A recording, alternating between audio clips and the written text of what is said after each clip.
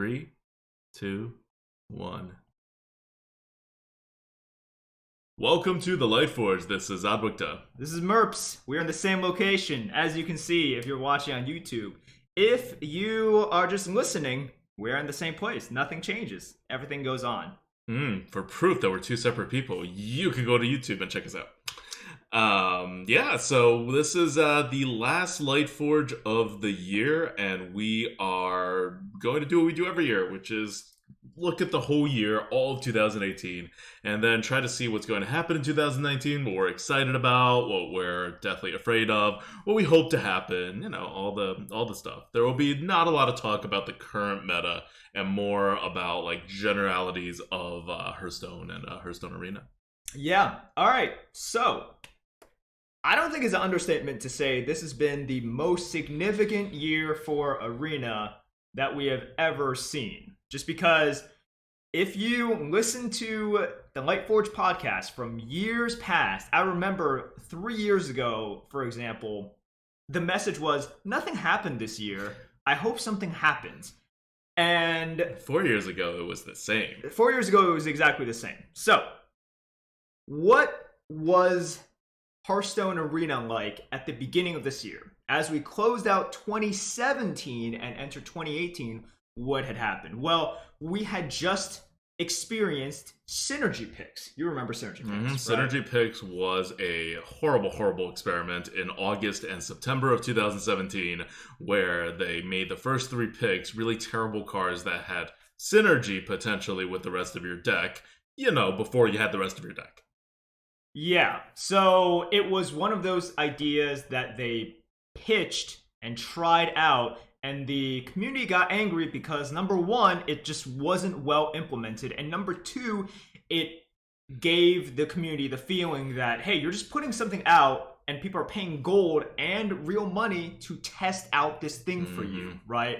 And it wasn't just like an event that was going on for 2 weeks. This was a thing that they were testing and seeing if it actually worked or not. So the mood of the community going into this year, 2018, was we were down, and people were hesitant about Blizzard's ability to make good changes and communicate well with the Arena community. So that's how the year began, not on the best of note. And just so you guys know, 2017 was also when they first started micro adjusts, and it was like okay, but they wouldn't tell us any information about it, and that was starting in June. So things did happen in 2017, and they took away the synergy picks at the end of September, or like in the middle of October or something.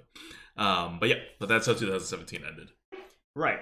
All right. So once the calendar turned and we looked at the expansions that were coming out, right? So we were looking at the Witchwood first, and we were also coming off of a lot of expansions that featured extremely powerful cards, right? Yeah. We saw Ungoro, we saw like Knights of the Frozen Throne, we saw Kobolds and Catacombs. Oh, that was also when they had Death Knights in the arena, and everybody got really upset at that too before they moved it away in October as well. So it was just like, we have a pretty consistent position on Death Knights, which is that they're definitely not overpowered in Arena. They're just like top level legendaries. Not even like the very top, except for like 1 or 2 of the Death Knights. But they're definitely beatable. We have a high win rate against them. But the community overall was pretty down on Death Knights also.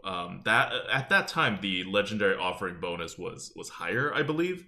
Or maybe it was about the same, but we did see a decent number of Death Knights, and it ruined a lot of people's playing experiences, because if you're up to a certain skill level, you may have your 70% win rate against Death Knights, maybe higher, but they disproportionately affected certain play styles and certain like players, and it was not a very good experience in the arena. It was so bad that even today, when they're like restoring all the cards they had previously banned, Death Knights are still not in the arena. So 2017 was pretty rocky overall. Yeah, and I remember during our podcast from this time last year, one of the themes that we were talking about was, okay, look, we wanted changes after all of these years of you Blizzard not doing anything. Oh, and this is also the spell bonus came in 2017 too in the beginning. It was like 2017 in the beginning was when they went to standard as well. So it was like the first time Blizzard had done a whole bunch of stuff to the arena, and like nothing seemed to be actually making Arena better. In fact, it seemed to be making Arena worse. Right. Or like, you know, like 5 steps forward, 5 steps back. So Right. that you're like, well, at least you're doing something, but you suck at this. So the mood, I think, for the majority of the people who played Arena a lot was, you know, a mixture of disappointment and also kind of just bewilderment. Like, what is your plan here? You know, communicate with us. Don't make us be beta testers. And then we started 2018, and you know, we were looking forward to the first expansion. One of the fears was when Witchwood comes out, what other crazy powerful cards are we going to see? And I think a lot of people were surprised to find that the Witchwood was about as innocuous of an expansion as we were going to get. And around the same time, we saw the biggest change to the arena drafting experience that we've ever seen with the bucket system. The bucket system totally overturning how arena drafts worked, because before they did a whole bunch of tweaks or whatever, but you still got offered like cards from all over the map, and you had maybe 8 meaningful decisions to make in every draft, and you kind of got some draft that Blizzard put on you, like the vast majority of times. Rather than, in fact, our drafting advice is usually, and it's been like this since the beginning of the arena. Our drafting advice is stay in the middle, see where Blizzard wants to take you, and then kind of go there to the degree they want to take you there. It was never, you want to make this type of deck or this type of architect, try to push your deck there, and then, you know, like maybe sometimes go back. It completely flipped everything on its head, right? So now all decisions in drafts are meaningful, and all of a sudden you can start drafting these different types of archetypes. Aggro can consistently go much more aggro. Control can consistently go much more control. And given what had already existed in the card pool with Ungoro, with Knights of the Frozen Throne, with Convulsing Catacombs even to a certain degree, the meta started shifting very control very quickly. Yeah, so after the bucketing system came out as well, that just changed how we looked at Blizzard's upkeep of the arena. Mm-hmm. Because before then, arena was a mode in which you could just toss in the expansions and leave it be. And it was fine. It wasn't optimal, right, you know, but it was fine. And with this decision to go into the bucketing system, the community recognized, okay, this is Blizzard saying we are not only committing to this new style, which we think is a better experience, and we both agree with it, but they commit themselves to necessarily updating the microadjusts, kind of tweaking with all the buckets very often in order to actually make it a good experience. Okay, 2 things. 1, do you remember how surprised we were when they announced that they were doing the bucketing system? Like, back in April of this year? Like, hit me like a train. Yeah. 0 expectations, 0 indications from Blizzard that they were going to do something like this. And it was like such a huge thing. Because like you said, right? Like, it's a commitment. It's a commitment about how much work they're going to put in the arena in, you know, until they get rid of the system. And like, for me at least, I think at the time we did a podcast, we were just like, so they're doing this. And we were kind of in shock. And we didn't know how good it was going to be. And immediately we were like, well, it's going to suck in the beginning because we know how Blizzard does stuff, and we know they have no idea what they're doing in the arena. And that's not going to change just because they try something that's more ambitious, right? But in the future, you give them some time, they figure things out, they hire people like Chucky, that is a huge improvement over people they had before when it comes to this stuff. You know, not a perfect like person. Like you saw how bucketing worked in the latest expansion in Rastakhan, right? Like, it wasn't like great, but you compare that to Witchwood, I feel like in Witchwood more than half the cards were seriously like more than 1 bucket misbucketed. Well, we had Night Prowler in the top bucket, remember? Mm-hmm. Yep, I think true. that's the best example where you look at it and you're saying, there's no reason to put it here, and anyone who knows this game cannot put it there. And you can't have a reason in which, oh, this is a dangerous card, so we need to over-bucket it. But it's like, well, you can also over-bucket it by putting it in the 3rd bucket, right? Not the very top By bucket. 3rd, do you mean 6? Sure. But so that was one of those things where as soon as they came out with the bucket system, I think we were pretty happy about it just because it was one of the first ideas where the implementation could be rough, but the idea was good, right? It improved, or it increased the skill that you needed to have, because instead of really only 3 to 4 major decisions in each draft, you increase it to probably like 15 or 16 really major decisions in each draft. And we're just kind of used to it now. But before then, it was really like total autopilot.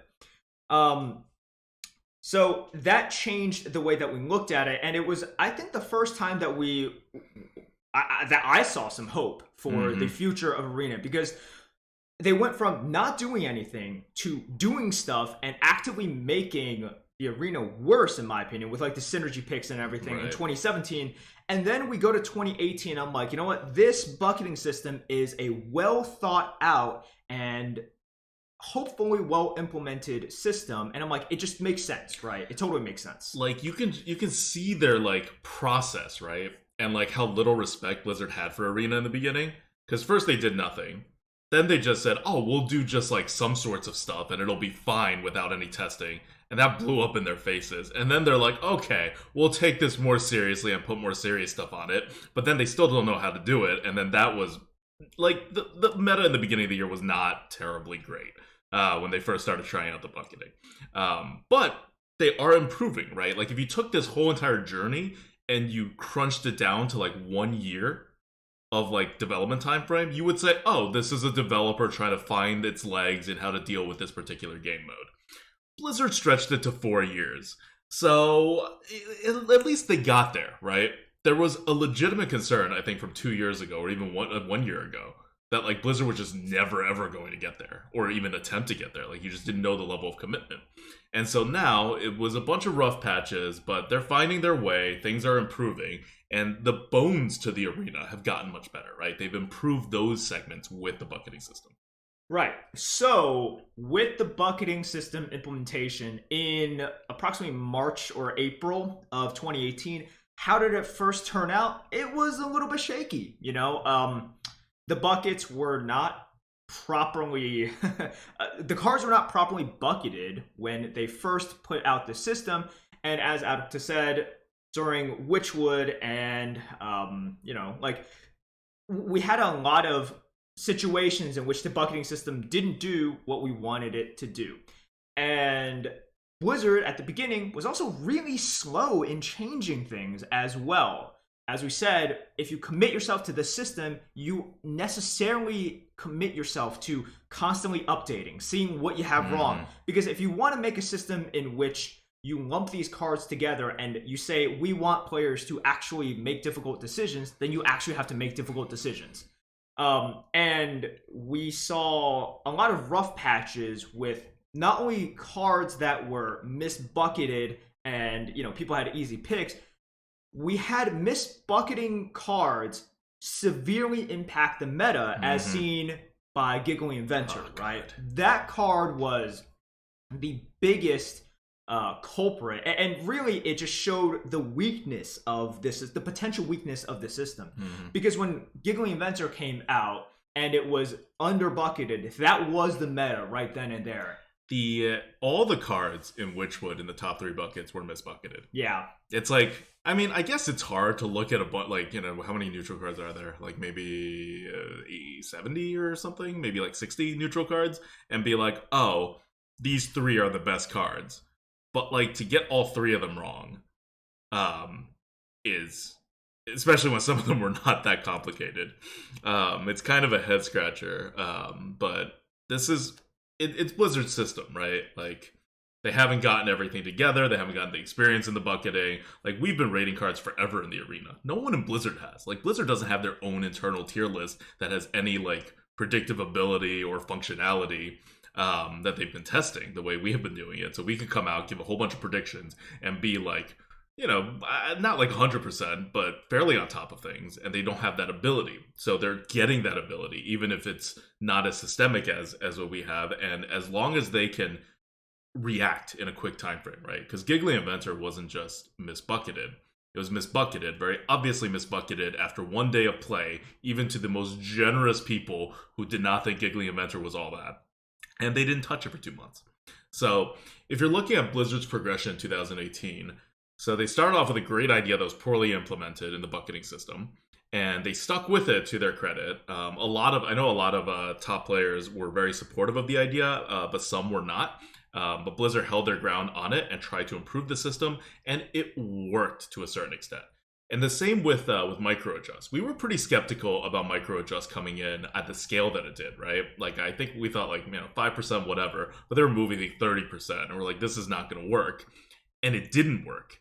Warriors were the prime example of how it didn't work back in the day, because Warriors sucked. They increased the offering percentage of all their best cards. All their best cards were weapons.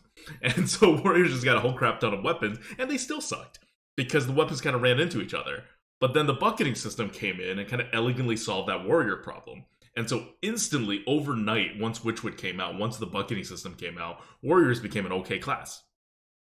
Because your weapons no longer run into each other. Now your micro adjust system is working exactly as you intended it to actually work. Your players always have a choice to build their deck, and it kind of made it into a perfect scenario for the Warrior. And as Blizzard continuously refuses to nerf Warrior going forward, you kind of got Warrior where we are today, where the next micro adjust will almost certainly knock Warriors down a peg.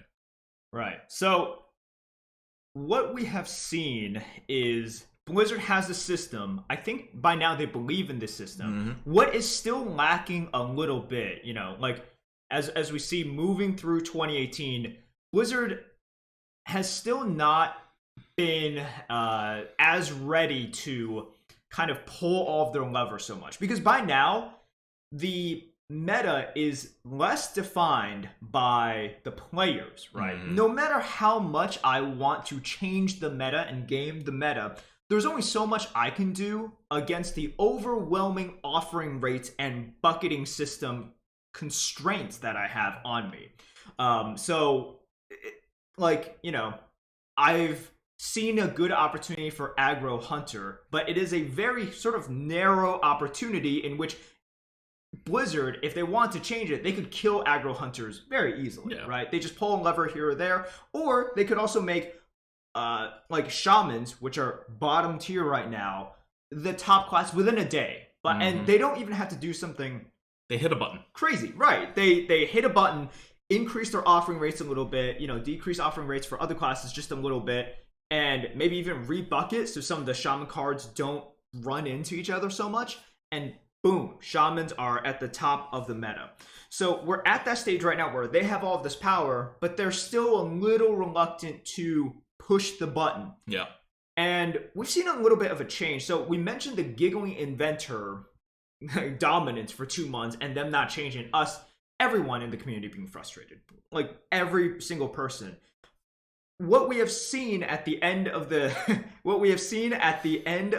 this year has been more communication from Blizzard, from the Arena team, and at the same time, we have seen some changes 2 weeks after the expansion for Rastakhan's Rumble came out. Yep. So, and it was good. The updates were very quick. They fixed a lot of the bucketing issues, and it was not...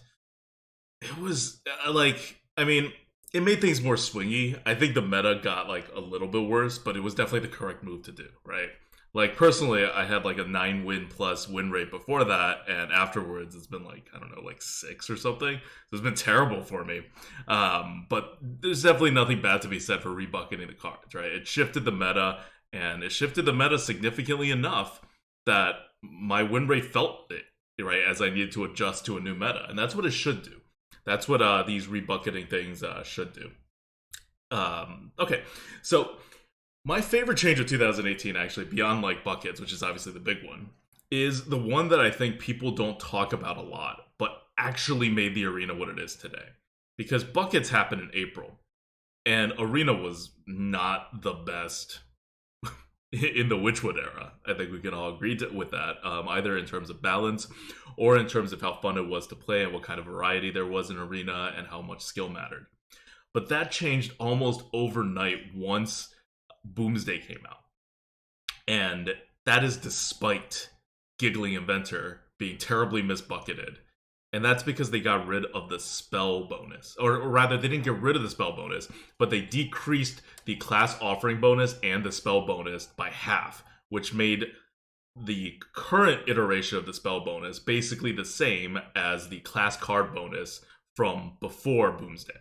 And that is like a little over plus 100% your normal offering rate to a normal like neutral card from the expansion. And that drastically changed the arena back from what we had been calling a threat and response meta that's dominated 2017 and the first half of 2018 into what old school arena players were more comfortable and more familiar with, which is a on the board battle where trading made more difference to your win percentage, where knowing when to go face versus trading made more a difference to your win percentage, and having a higher number of bombs than your opponent had number of bombs became a smaller portion of your win rate and of the arena meta. So it shifted back to a more fundamentals based arena play, which we obviously are in favor of, being like we teach people fundamentals, we play based on fundamentals more often than not, and that change has made such a huge difference, at least for me, in terms of just the enjoyment of the arena, more so than even the bucketing, I think. Yeah, I do agree. That change really made Arena into what I think is a separate game mode that is board-centric and not just shitty constructed, where you really do have so many answers. And, you know, I think that went hand in hand with the rotation as well, right? Because at the end of 2017 and beginning of 2018, we didn't rotate yet. So not only did you not have buckets, not only did you not have the reduction in these spells, you also still had Potion Madness. You still had all these OP But even cards. the Witchwood meta, even after the rotation happened, it still wasn't great. It was less swingy because there were some terrible cards that needed to be rotated out. Yeah. But it still wasn't, and Witchwood did not add terrible cards, right? So, yeah. I mean, this is, like, overall, 2018, one word, right? Like, good. Good. It was good. And you know what? This is the first time in which I think for our yearly review, it's positive. We can look back at the year as positive because I would say, 4 years ago and, 4 years ago, 3 years ago, and kind of 2 years ago, it was just like, well, I don't know, this is not... This game, it is what it is. They're not doing anything with it. If you have expectations for Blizzard, you shouldn't. Yeah. That's the message. And this year, I think we have expectations now, and they've mostly been met, and it makes us have more expectations for next year. And I will say, I think, for you like the changes for the offering rates. The thing I liked most about 2018 has actually been the end of 2018, in which the Arena team, led by Ixar, and Chalky is in there as well, they've made a real effort to try to communicate more with the community, and they asked what do you want to see in the arena? What questions do you have? Ixar very graciously, stuck around, answered a lot of questions on Twitter and in Arena HS. And then 2 weeks later, we saw a patch, right? A patch that got rid of MCT, gave a offering bonus. Oh, that's right. I don't know how, in my mind, MCT has been gone forever. It just feels right? It's one of those things where it never should have happened. So you're like, yes, this is the natural state of things. This is the natural order. But it was one of those things where, knock on wood, I don't want to jinx it, but this is the very first time, and it seems like it'll be the same thing going forward, where we are having consistent communication from Blizzard, and we know what we're going to get, and we know sort of the people working on it now. Because if we look at previous to, I'm not even saying this year, like this month, communications for arena changes were either not communicated at all, or if they were leaked, it was because of reverse engineering by someone like Taro, or it was by someone within Blizzard, and it was never the same person, posting something in a random Reddit thread. It's like, oh yeah, well, we got rid of this. It's like, but oh yeah, by the way, this got micro adjusted down, and we're just like, what? It would be Ben Brode one time, Mike Danae another time, it would be Ixar another time, and we'd just be like, can we get this regularly written down, and people would also follow up and not get anything. And truly, it really has been the past month where the Blizzard Arena team has come out and said, all right, well, these are our roles. Here's what we're hoping to do. And then it's like, hopefully you guys put some faith in us and we'll get stuff done. And we're like, okay. And then 2 weeks later, they came out with a patch that addressed a lot of the things we were looking for. Yeah. Good stuff. It seems like they have some kind of organization now, and some kind of, not just like a person with an idea, but like a person with an idea with an organized system that is implementing stuff and communicating with people in the community who are like on the ground and actually playing the arena and knows like kind of like what's up.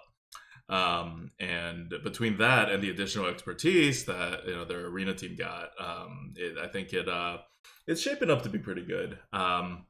Certainly the best that it's been, and this is also the first time, like since Blizzard started touching arena, this is the first time, I think, back when Boomsday came out, that we said this was the best meta since Classic, or like since somewhere around that. And we had never said that before because it had never been true. The arena just kept getting worse and worse. And that's continued. I don't know if this current meta is better than the Boomsday meta. I think it may be slightly better than the Boomsday meta, but at the very least, it's still keeping that standard of, hey, we have done a lot of stuff here, and it's actually also making a positive impact, rather than, hey, we're doing some stuff here like 2017, and it's making a negative impact. It's good to see, and in the next year, we're hoping for every meta to come out within a month, maybe 2 months at most, to become the best meta ever again, or tied for the best meta ever, because they have the tools in place, they have the system in place, and it's arena. Like, it's not actually that hard to balance a limited format, because a limited format, for the most part, is self-balancing. You just have to recognize where your levers are and what your systems are, and then set something up, and it'll run alongside with the randomness of the game rules that you have already created. And it just takes people who can put these things together. And I think it's the first time I've had hope that Blizzard can get there and get there consistently, and they haven't just like randomly stumbled upon something for one meta that'll break again the next meta, right? Like, they seem to have a system. Right. So that's where we're at with 2018. Things seem to be trending upwards. I know a lot of people are still upset that Warriors are oppressive. I think that might be a word that people like to use, and beating up everyone within the arena. But with the state of arena and sort of how Blizzard is viewing the mode and the resources that they're putting into it, it's pretty good. Pretty good. 2018, the first passing score from us on Blizzard's performance in the arena. Good job, guys. Yeah, congratulations. I would say overall, maybe a C+, B-. This is the Asian parent thing. Well, that's because before this, it's been a F. Or just an A. An A for not having made any effort, so we're unable to grade. It was not applicable. Or at the end of 2017, we were just like, this is an F. You guys messed up with the synergy picks. It's like you're doing micro adjust, but we literally have zero information at that point about it. So this is just terrible. And this year, I would say, it's like a B. I would say... You give a B? Okay. I give them a B. I think I'm an easier grader than you. But also, I give more weight to the most recent experiences. And I think the December, the patch and the communication is really good. Are you... I'm on board. Okay. December's been like solid a B, maybe B+ even. Right. Oh, shoot. Yeah, December's been... Yeah, but I was grading the year overall. But yeah, if we're just grading on December, it's been good. It's been very good. And keep in mind, this is like, you have to contrast this with what existed before, right? Like, nothing works in a vacuum, right? And what existed before was an F. So to go from an F to like anywhere near a B is like the hugest improvement ever. And if you're a teacher, you're like super happy for your student, right? And if you're a parent, you're like super happy for your student. And if you're a random bystander, you're like, good for that person. So it's been a good year. And so next year, if we keep up the B work, maybe push it to an A-, and it'll be really nice. Especially now that Hearthstone actually has competition, right? you now actually have other choices if you want to play an online card game and not have it look like complete crap or function weirdly or like whatever. MTG Arena's here.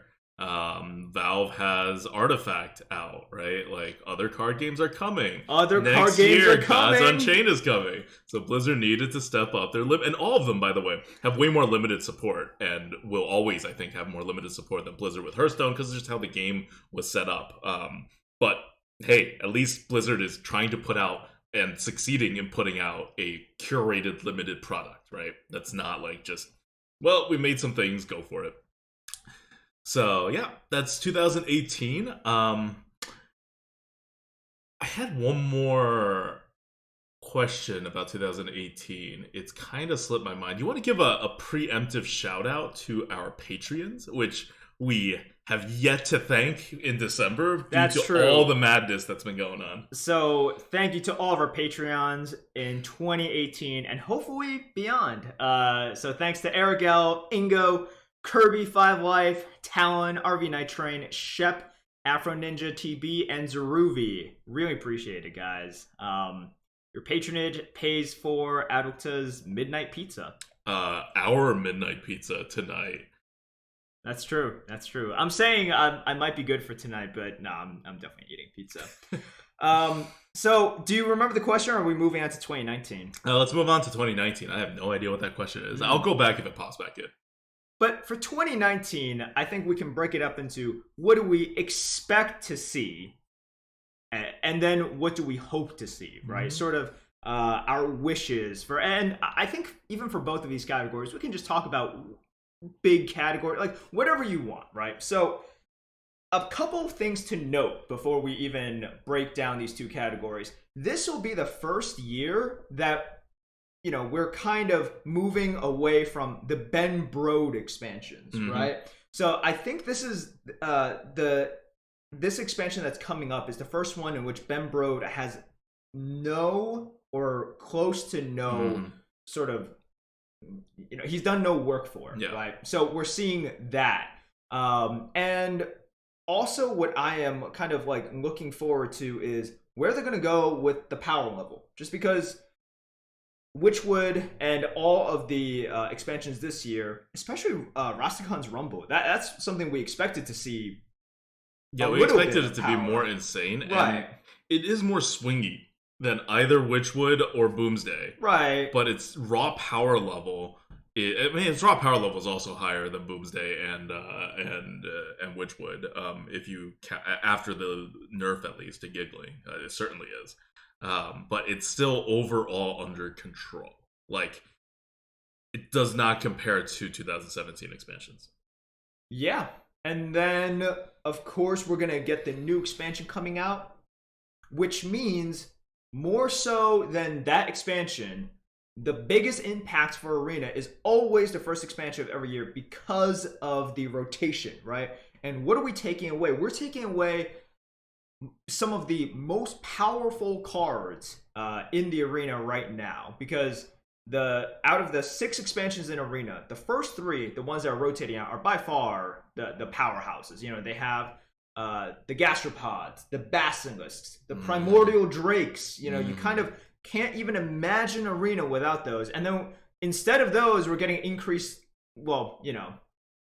offering rates, just because if you're taking away that much, everything else is magnified. But you're increasing stuff like... Just to give you an idea, I'm going to look at neutrals right now. These are the cards in the top 2 buckets in neutrals right now, okay? Primordial Drake, which is Ungoro. Yep. Bone Mare, which is Frozen Throne.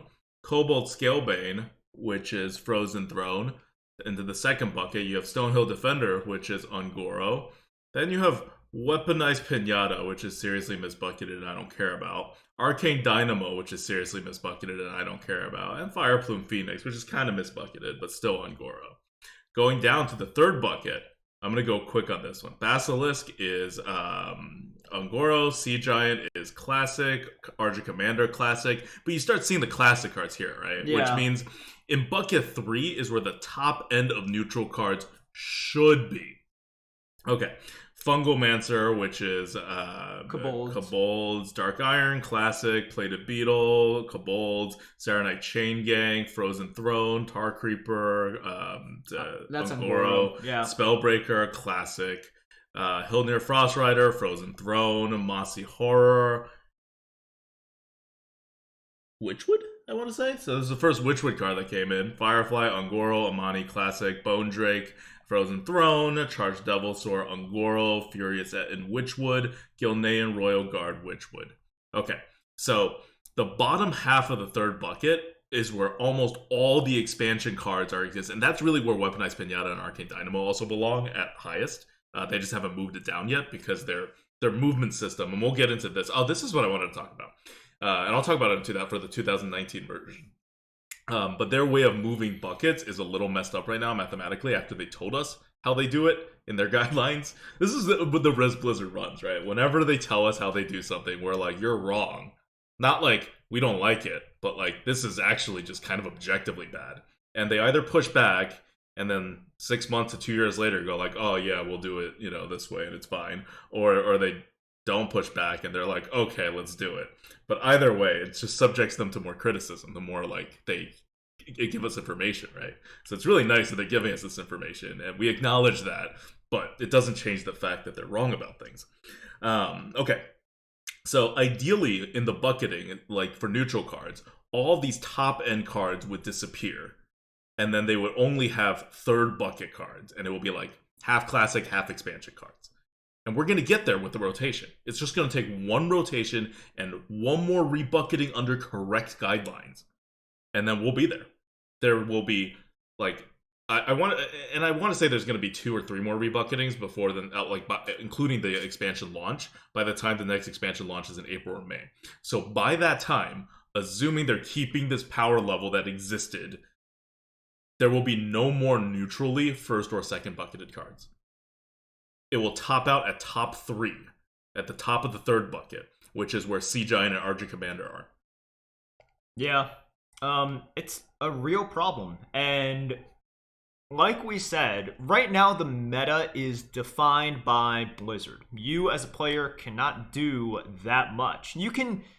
Using this information, you can play well, but you can't change the meta like how players used to be able to sort of change the meta before the bucketing system. So this is going to have a dramatic impact on how we draft. And because I can't predict a new expansion, I don't know exactly what classes are going to come out on top. But, you can definitely see Blizzard doing what they've done historically, which is, let's say, Warriors, which might be fine in the new expansion, nerfing them to death and then bumping up something like Shaman. And then Shamans, because of the way that the rotation hits them and because of the expansion, suddenly having like a 58% win rate, right? Something crazy like that. And that is one of those things that has happened before. And let's have that not happen again and then have that persist for 2 months before they change and nerf Shamans, Yep. Okay, so I'm going to go into a little more detail now because I promised in the last podcast that I would about why Blizzard's bucketing system and how they're moving buckets up and down is just incorrect. So the way they move buckets up and down apparently is Chalky decides, which is fine. There's nothing right or wrong about it. But the guidelines that Chalky's supposed to use is if it gets picked 20% or less, it should be moved down generally, unless there's an objection, or if it's close to that he can move other cards down, and if it's 60% or over, it should move up. Now, you're offered 3 cards, 33%. So the distance between 33% and moving down, and the distance between 33% and moving up, which should be done through rooting and squaring, because you're working on a 0 to 1 scale, it should be equal. So if you take 33%, and just like it's a natural thing, I'm just going to use one deviation. So 33% going down another rooting from that gets you to like something like 20. I want to say 22%. I don't have the math right in front of me. And going up, it gets you to like 50%.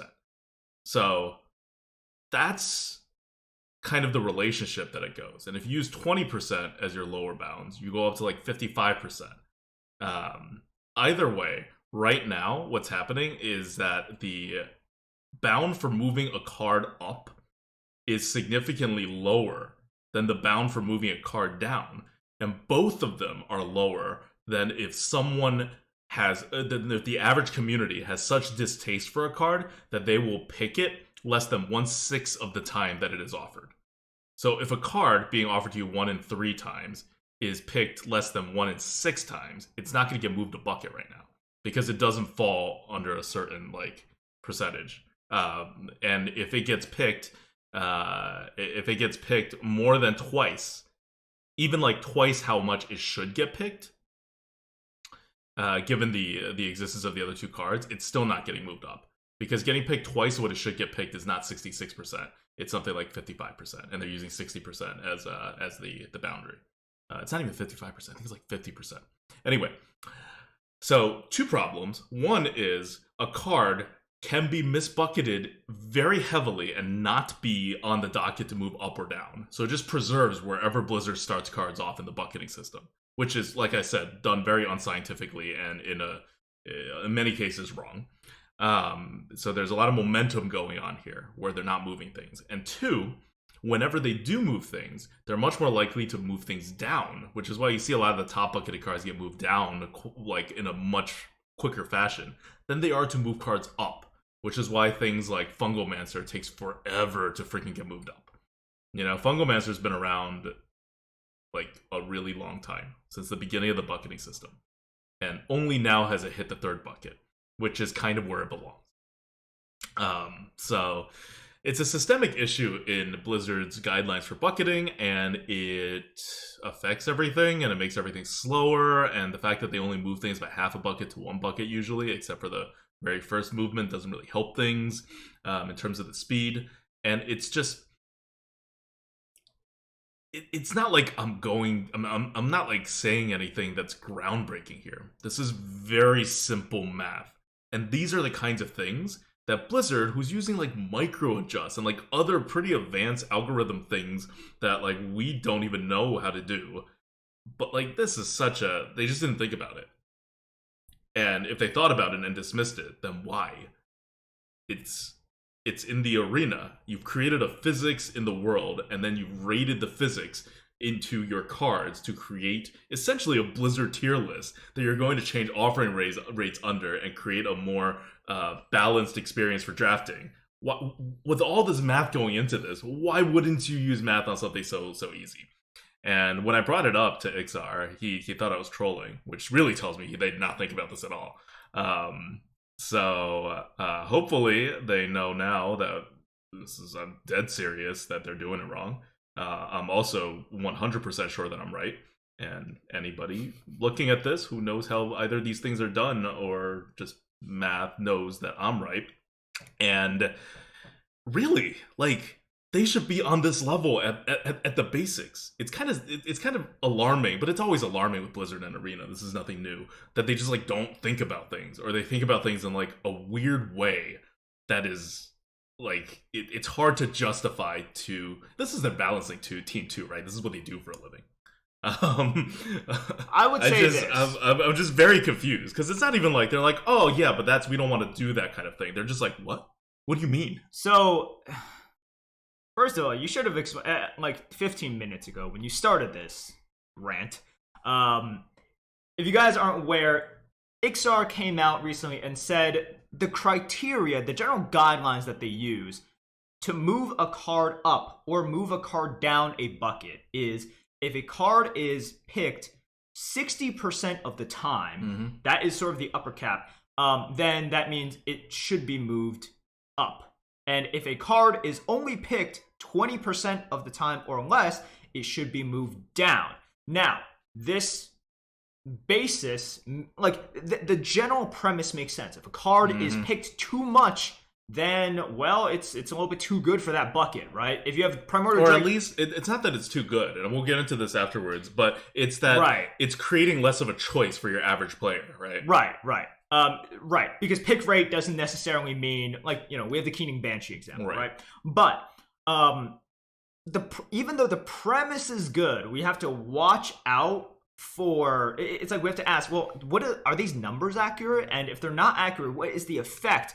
And what you're afraid of is if the gating mechanism for going up and going down a bucket is unequal, right? If it is, they're not connected mathematically. If they're not connected mathematically, right, and it is way too easy to move up or move down, you're going to have a very polarized movement. And even though the shift is slow, because of the fact that, once again, Blizzard determines the meta now, right? So once they do this, and because of the fact that, like we said, the top buckets are going to be barren after this. So any movement within those, like away or towards those, significantly changes the meta. If you have an unequal, if you have this movement that is not equal, you're going to mess up the meta, right? That's basically it. Yeah, and you're going to end up with things in incorrect buckets that will always remain in incorrect buckets because they don't get through to the same amount to be moved up or down based on your initial placement. And the second level being that the numbers they use are just too, like the ones that I think if you go by one standard deviation, not really one standard deviation, if you go by one rooting and one squaring of these numbers, which I think is a nice natural stopping point, then you would end up with like 24 or like 50 or whatever. And that's not exactly like science or math or whatever. It's just, that's the logical stopping point. You would have to do some extra work to come up with these numbers, except they didn't do any of the work. So they're just like 20 sounds good, 60 sounds good. Right. And so for those of you also saying, well, I've read the thread, it's a general guideline, which is true, but your guidelines should be right. For your general guidelines as well, they should be right? And because you're following these a lot of the time. And if your guideline is wrong, well, yeah, you have the human touch and the human element to change things, but let's get the guidelines right. It's like we have an algorithm. We want the algorithm to be right. We can change numbers if we want to. It's our tier list. But that doesn't mean we can just be like, screw the algorithm. Let's just make up random numbers. I mean, we could do that. It'll just be poorer for it, I think. And that's what they're doing. Except they don't need to make a whole algorithm for this. They just have to get one formula right. Blizzard and the Arena team, if you guys are listening, and if you think that Adulta is incorrect... Yeah, please tell me how. I mean, look... I could be, I guess. I am always very willing to listen to someone tell Adulta how he is wrong, okay? This is music to my ears. And if their numbers turn out to be mathematically correct somehow, cool. What we want is... And I think people forget about this as well.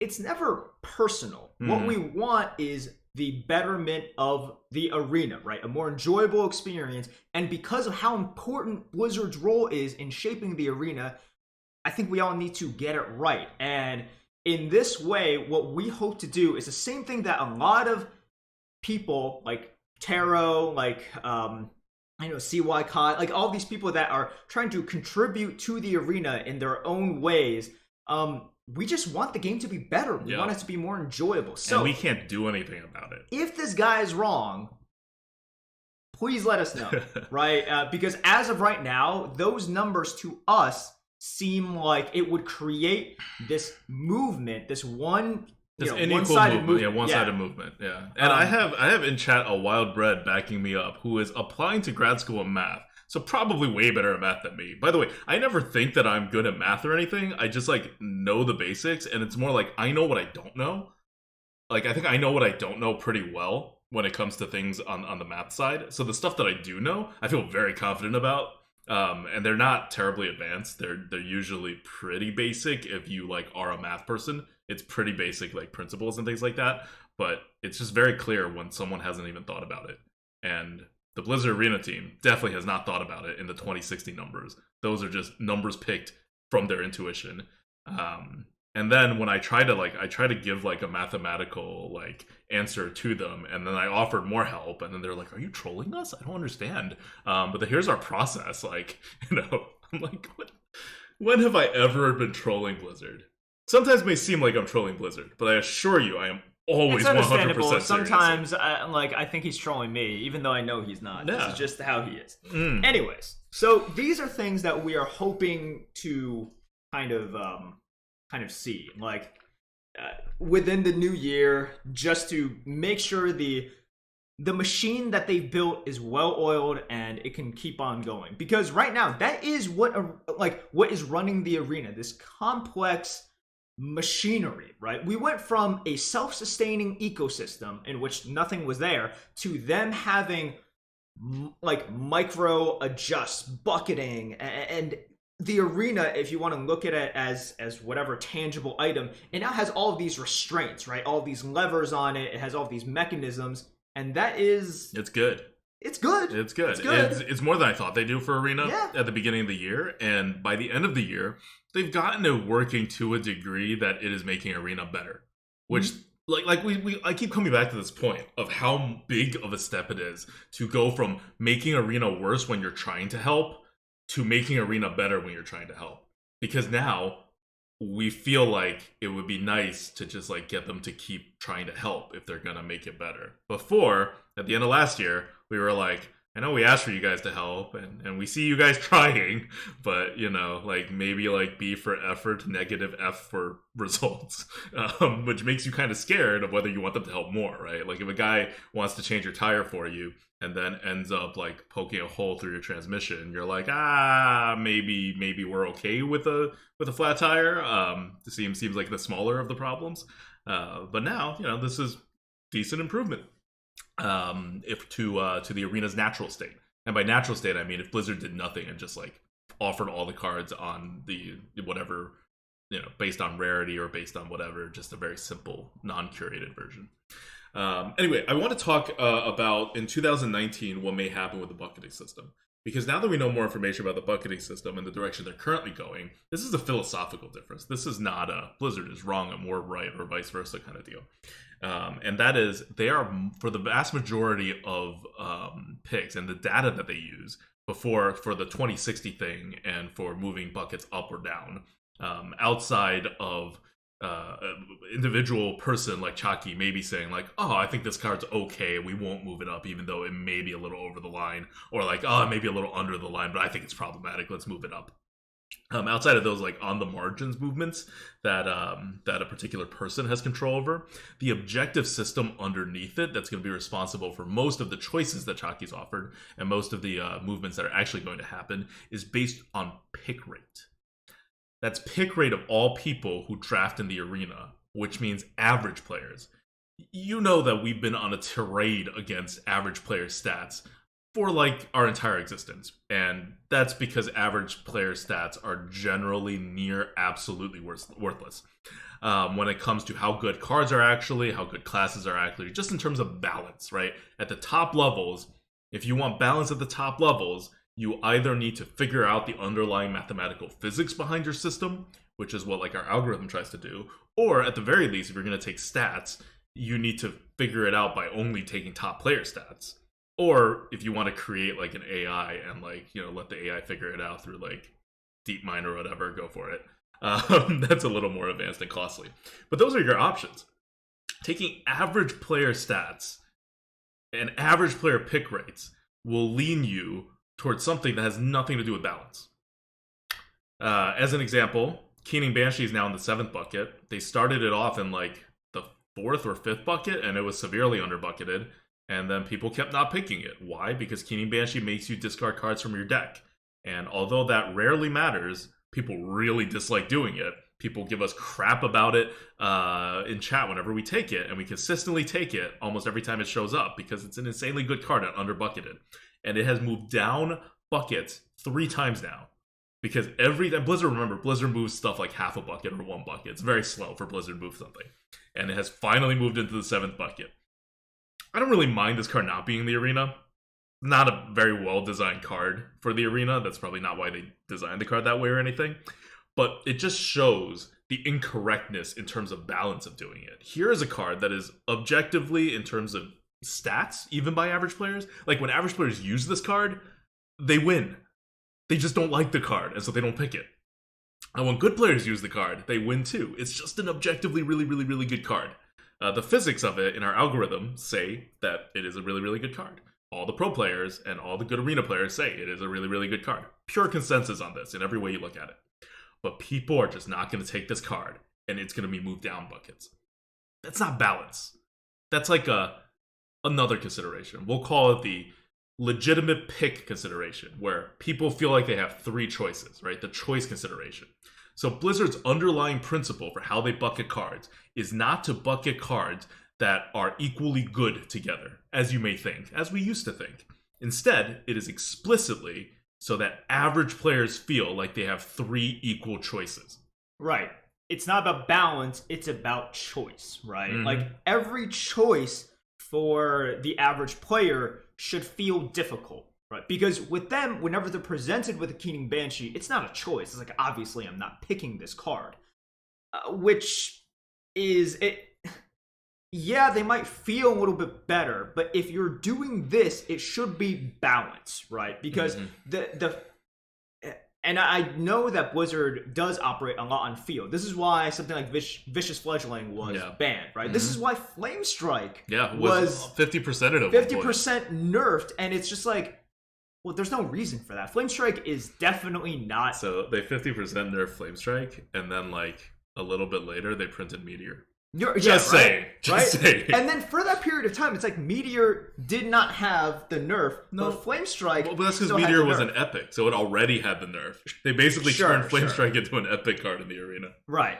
So it's one of those things, and you might not have a problem with it, but I have a problem with it as well, because like you do sort of filter out these cards. You never see Keening Banshee anymore. It doesn't matter. You can face good players, but I never get the chance to draft it anymore. And I'm okay with doing this in a way in which, you know, because there will be a natural balance, right? Because if players keep on getting crushed by it, like if Timmy, right? If little Timmy says, all right, this card sucks, I'm not going to pick it, and then keeps on getting crushed by it because players like this guy, who only cares about winning, crushes little Timmy over and over again with the card, little Timmy's going to be like, well, okay, now I recognize it is a good card, and I need to take it. But Timmy, in his ignorance or just his preference, against this card, and his other Timmys unite together and say, we don't like this card, and they win. They totally win out, and Keening Banshee is effectively removed from the arena, and this guy can't even punish them for picking away from it. So I know you don't really mind it. And, for Keening Banshee specifically, I don't mind it that much either. But I don't like how you can actually pick away from a card and have it not exist. Yeah. Because that's really what has happened. And it's like, we picked it over and over again throughout this year. But, all the little Timmys picking away from it overshadowed us. And the amount of times that we beat down the Timmys with Keening Banshee, it don't matter. It doesn't matter. They don't like the card. It feels bad. But yeah, and if you're wondering why you don't see the card anymore, once it goes in the 6th bucket, its offering rate gets like half. When it's in the 7th bucket, its offering rate is like a quartered. So you've effectively made it like a near legendary card in terms of how often you get a chance to pick it. When you do get a chance to pick it, you auto pick it, obviously. But anyway. So that's like a pretty extreme example of it. If you're trying to figure out how this will affect the rest of the system, more meme cards generally get overpicked, which is why they stay up. So we brought up Pinata before. Pinata got moved up. It was in the top of the 3rd bucket, I think, and it got moved up half a bucket. It's not a good card. It's not winning people games. Like when you look at HS Replay's win percentages, it's not doing terribly well, but everybody picked it because it's fun. And people have a warped sense of what fun is, but it means that they're picking it. Like, average players like to pick this card. And so it's actually getting moved up a bucket because it was so favored to be picked, even though it lost people more games. So what it means on top of this is another issue that we have, which is the fun cards as a serious player, you will never pick. It's not like you'll pick the fun cards when it's like better than your other options, but the fun cards will never be better than your other options. And it will never be better than your options because the system is set up to raise the buckets of the fun cards. And what it means on top of that is that the little Timmys that Merps is talking about will be heavily taxed going forward for picking fun cards because they're giving up higher and higher buckets to take these fun cards that don't perform well. So the gap between someone trying to have fun and someone playing serious is actually going to widen. Not only because I can get a Keening Banshee in the 7th bucket now and then, but also because I will automatically not pick Pinata, except in extreme circumstances, whereas most people will pick Pinata. And that's, like, again, these are not balance considerations. These are, like, gameplay, overall arena experience for most players. Sometimes, like, business model, right? Like, considerations. And so we're not here to say, hey, Blizzard, you're doing it wrong.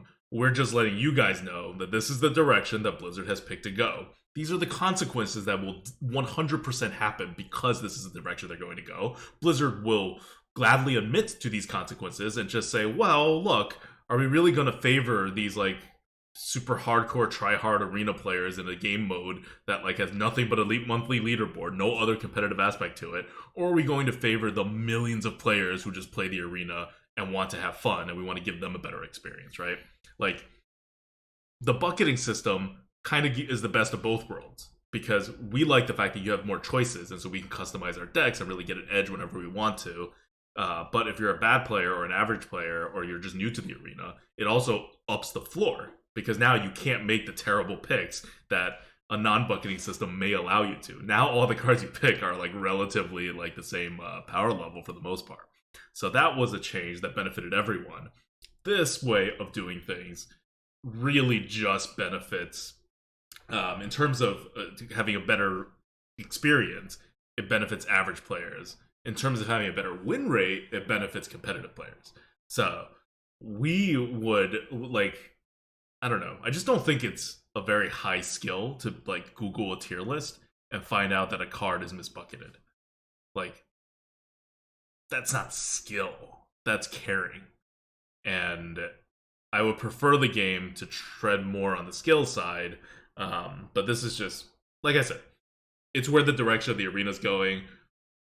We don't object from this is bad, you're wrong perspective, because there's so much more to object to that Blizzard should really fix up, like how they raise and lower cards and the math behind it, which will benefit all players. But it's just something to know. This is where 2019 is headed right now. And it's not going to affect too many cards, right? Because how many cards are truly memey, and how many cards are truly, like, good, but everyone hates it, the way Keening Banshee is, right? It's going to be a very small portion of cards that are affected by this. But it does mean that if a card just, like, does really well, and you're like, oh my god, why is it so misbucketed? This is why it's so misbucketed. It's because people just aren't picking it enough. Yep. All right, so I think we have we've had a good discussion on what we are, future problems with the bucketing system and what we're expecting to see. I want to kind of talk about the cards, right? The cards and the expansions that we might see, because I think everyone was fairly surprised, or at least I was pretty surprised by the power level or lack of power from this year's expansions. Looking a lot better now. And when I look at the expansions for next year, obviously I don't know what they're coming out with. But if we are looking at the power level, it would be kind of weird for them to bump everything up. At the same time, if I'm just looking at where Hearthstone is in terms of design-wise, and it could be completely different now that Bembro doesn't have his, like, he's not mixing things up anymore. But because they always make it for constructed, what are kind of the cards that they're making now? It's the constructed game is more and more defined by, number one, legendaries, right? Legendaries with unique effects, and also cards / decks that are of a certain theme, right? So it's either legendaries or it's either, like, odd and even decks, right? Like, so that we have odd and even decks, we have Shutterwalk decks. I know those are getting nerfed, but we had Shutterwalk decks, right? Shutterwalk and, Undertaker, Quest Mechathune, decks. Quest decks. So it's all these sort of, like, okay, prepackaged kind of stuff. And that seems to be the direction that Blizzard is going as well. So at the very beginning of Hearthstone, we had it a little bit more like some other games where they would just give you the tools and say, it's a difference between a directed set and an undirected set. Right. And in Designer for Gods Unchained, we made a very early decision to, at least in the near future, not make directed sets. One, because it's harder to make a directed set. It requires more testing, more effort, more all this. And two, because you really want people to have the flexibility to make their own stuff. The downside of having an undirected set is obviously that sometimes you whiff, right? Like if you don't create the right cards, you end up with like Grand Tournament, in which Blizzard released like 130 cards and everyone was like, they're all unusable. Next. And then you have to wait more time for the expansion. So there's reasons to do a directed set. But it definitely limits the creativity of the players and in favor of control and experience, right? And as Team 5 and Hearthstone is moving towards this, that's the direction that they're going towards. And in terms of the arena, it's a weird effect on the arena, right? Because the arena is never directed. Right. So what they'll do is, let's say, there's a certain amount of pizzazz and bang that can happen from the expansion. More and more of that, of those resources seem to be going towards, okay, we're going to do odd and even decks, right? We're going to make all these like badass legendary cards.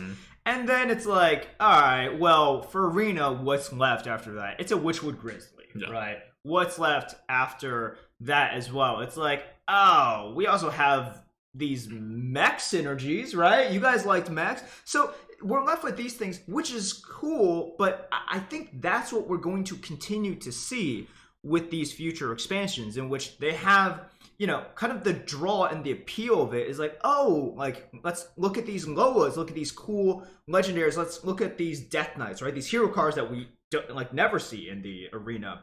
And then for the arena, it's going to get just more and more vanilla. And then the kind of exciting cards, like, the most exciting thing is going to be something like a baited arrow, right? It's like, oh, ooh, so exciting. So conditional, but like the effect is so good. And that's kind of it. I love it. I absolutely love it. Like, I know this is like framed in a way where it's like, oh, well, Arena's not getting exciting, cool toys. But I don't want exciting new toys.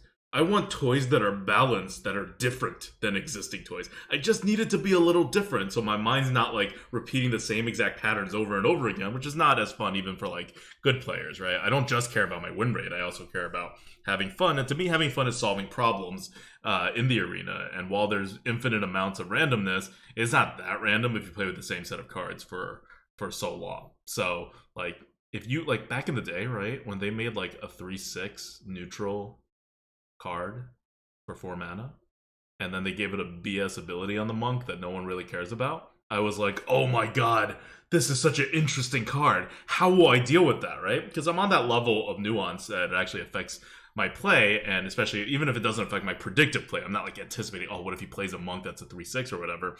At least I'm like, oh, now there's a 3/6 on the board on turn 4. I have to deal with it with the 3 drop that I had before and the 4 drop that I had now, and that's a whole new scenario that used to only exist for Water Alley, and Water Alley freezes, which was weird. Blah blah blah blah blah blah. Like a Witchwood Grizzly was a huge game changer in the arena in terms of whenever it comes out. You're thrown into different situations that you just would not have seen before.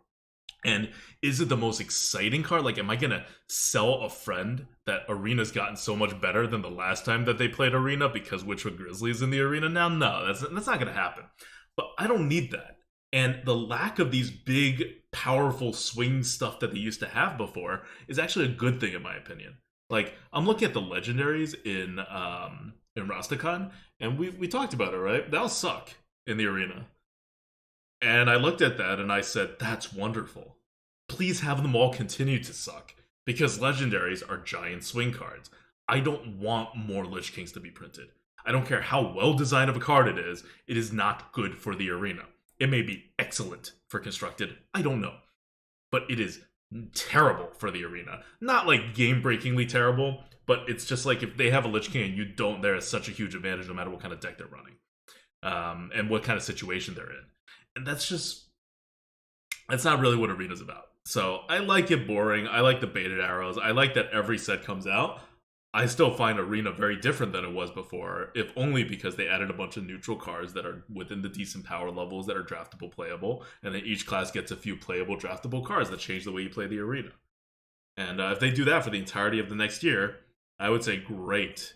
Good riddance Ungoro. Good riddance KFT. Good riddance Kobolds and Catacombs. Let's stick with this Witchwood and Boomsday and Rastakhan thing. Yeah, it is just interesting because I think we're going to see a lot more vanilla Arena to come. because the days in which they can't really sell, after all of the Death Knights and after all of these cool legendaries, they can't sort of lower expectations. They can't have an expansion that says, oh, here is just the grand tournament over again, in which we have all these small tools, right? Yeah. They need to keep on coming out with more quests, more hero cards, more super unique legendaries with all these cool effects, and let people make combo decks, right? They want people to appear on Trollden. They want Disguised Toast to kind of break the game again, right? They want all of this stuff.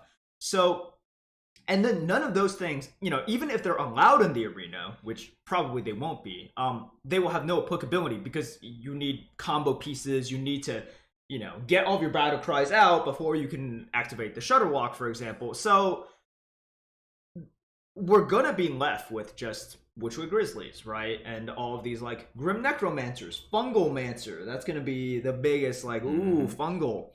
Fungal's game changing in the arena. It is. We all know, like, we all see and feel it. Even now that it's correctly bucketed, it's still game changing when you see it. It's game changing when you get it in your hand, and it's fair, or pretty much fair. Fair by classic standards, right? Like we have it at a 131, 132. Argent Commander is higher than it. Or the same. It's 131. Argent Commander is 131. Argent Commander being our highest rated, like, classic, common, whatever card. And Argent Commander's always been basically our highest. So yeah, I mean, Sea Giant's higher, but Sea Giant is an epic. So yeah, that's I don't know. Do you have any other things to say about 2019? No, I think that's it. And just because things are so uncertain right now, in terms of, it almost seems like we have a new Blizzard, like a new team working on everything.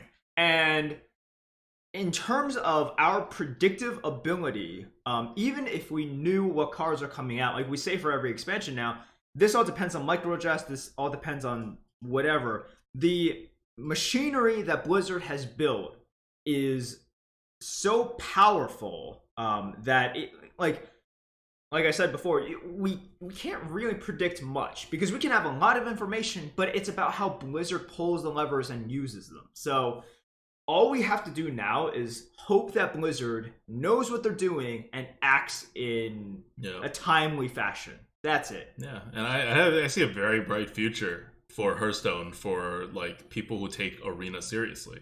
And we were saying this as soon as we heard that Ben Brode was stepping down. Ben Brode stepping down is terrible for Hearthstone.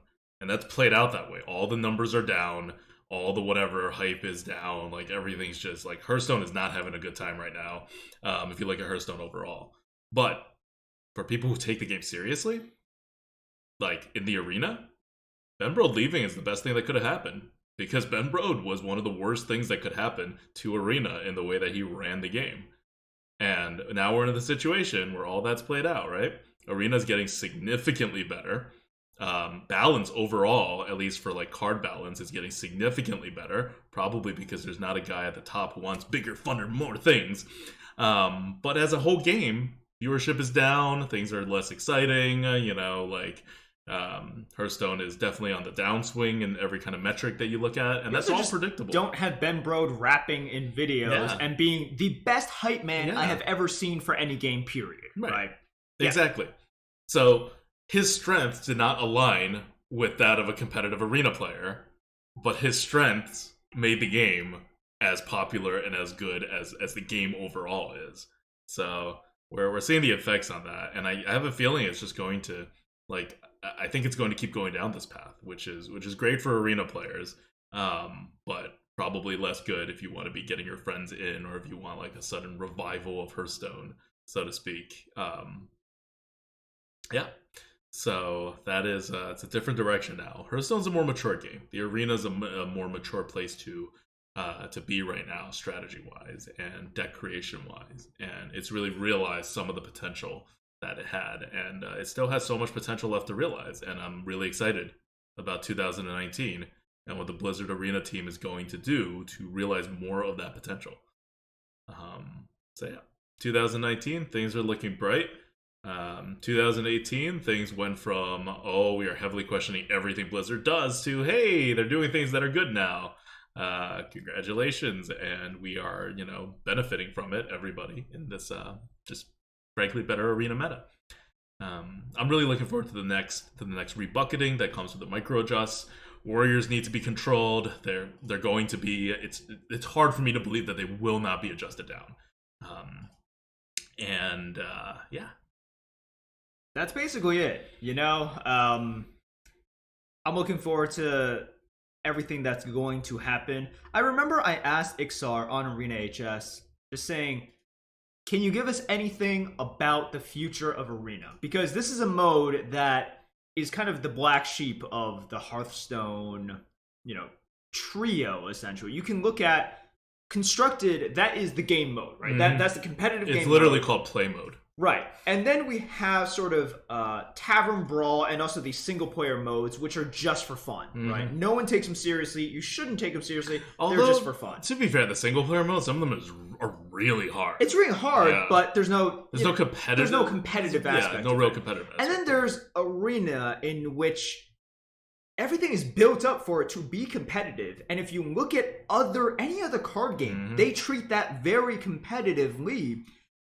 Especially for Magic, right? Yeah. It's like if you're looking at and Magic is the OG. That's the original game. It's not like we're just picking a game that has like a good limited scene, like a good randomized scene. It's like that's the game Hearthstone based itself off of for the most part. Right. That's every single card game that is out now has its roots in Magic, and Magic has a very vibrant, competitive, limited scene. So if you're comparing it with that, it's like, well, it's such a huge difference. So and. Although Ixar wasn't able to answer much because either they don't have concrete plans right now or he doesn't want to tell me, which is totally fair, and I wouldn't tell just, someone within the arena community either. I was very encouraged by the fact that he basically acknowledged, is like, yes, we will communicate and we have a lot of ideas. It was sort of like a, look, we want to communicate more, trust us, and we're going to try to deliver more for you guys. So I thought that was just pretty cool. It goes along with what they did 2 weeks after that, which is come out with the patch. And if they are creating a set team, communicating to us that we have the set team, and then putting out this patch, at the very least, Arena is not just dying off, right? If they're ramping up, they're definitely ramping up. Right. So if they are ramping up, then there is at least more stuff coming out in the future. So that's really cool. And especially when you look at Blizzard overall and you hear about the packages that they're offering to people to basically like leave because they have too many people. When you hear about the competitive scene at Heroes of the Storm and how it just got shut down, like it's not looking good for Blizzard overall and how seriously they take, their games at whatever level. The company's in some kind of transition mode to something, right? And most people are not optimistic about how this transition is going to benefit its players. But at least for Hearthstone Arena, things are looking up, not down. Like when overall things are looking kind of shaky and down, things are actually looking up here. And, we're really thankful for that. Being exclusively Hearthstone Arena players as far as Hearthstone's concerned. So, yeah. Really excited about 2019. 2018 was the first passing and first good score that we have given Blizzard, and it's been a good year. Good job, and guys. It will hopefully be even better year next year. It feels out of place now to be even just talking about it, right? We just keep teasing this Arena Fanatic discussion. But it feels out of place now. Okay. We'll talk about Arena Fanatic next week. We promise, and then we'll have another card, good, bad. But this is the year in review, 2018, the year in preview, 2019. As for us, if you notice, the Lightforge tier list has been quietly updated with all the bucket information, all the new cards. It's adjusted to the new meta, a whole bunch every card moved numbers as it always does, and we actually implemented a better curve system that's affected a whole bunch of cards. So if you haven't looked at it in the last 5 days, it's not the same anymore in terms of the content on some of the most boring cards too, because it's curve, it affects stuff, and I think it more better reflects the meta For those who were complaining that our large minions, especially things like War Golem, were like a little too low, I think War Golem went up by 2 or 3 points. Like little things are being changed to adjust to this meta, and that was we worked the curve system to be a little deeper. So yeah, more better things are getting more better. That's right, Twitch chat. And for next year, we have no like big overarching plans. This Lightforge drafter thing is still in production. We are still working on it. No idea when it's going to come out. We're in the middle of a rewrite right now, where we're still updating things to work with the current system, but we're trying to go for more efficiency to be able to implement it on an online version. So it's going to be a little quiet for at least the first half of the year while things get done in the background. For me, Gods Unchained is coming out next year, hopefully in first quarter. If not, I'm guessing second quarter, but I think we're trying to stick to first quarter. And if you haven't heard of Gods Unchained, it's a game based on Ethereum. It's a cryptocurrency using game, and it's a card game. And I am the lead balance designer and part of a very small indie like design team, so I've had a lot of input into all the first versions of things that going, and we're expanding the team, and there's an esports element to it. Trump has already given a statement for the trailer. There's more people that you will know and hopefully like coming on board to try the game out and all of that, so it's going to be a pretty exciting first half of the year on that front as well. And it will also show if I know at all what the hell I'm talking about, by the way, because no one knows, right? Like, kudos to Fuel Games and the Gods Unchained team for giving me an opportunity to do this, having no actual game balance or design experience, and just trusting that because I've been doing algorithm for similar types of games for so long, that I know how to balance the game. And I think I do, but we'll see. If you're curious about getting in on the beta on that, we're expanding beta pretty early on in January, I think, and beta will probably be open rather than closed. Also, sometime like earlier on. The game's gonna launch with the tournament that'll hopefully be like $1 million cash prize to like overall in the prize pool. So it's gonna be a real thing. Is it gonna be based on F? It's Oh, well, I mean, the prize pool is actually based on F, but it's in US dollars. So every time we get like F, because we sell an F, but then we convert it to US dollars immediately. So if the market tanks or grows in the middle, it's not going to affect the prize pool. I was gonna say, it's like at the start of the finals, it's like these gentlemen are playing for $2.5 million, and then after it's like, congrats for winning $43,000. That's not going to happen. But the accumulation of the prize pool has definitely taken a steep drop down since crypto overall has been down. But yeah, it's really exciting. I want to say we have a good shot of being the #1 D app, which is apps running on the Ethereum blockchain or using the Ethereum blockchain and transaction volume for 2019.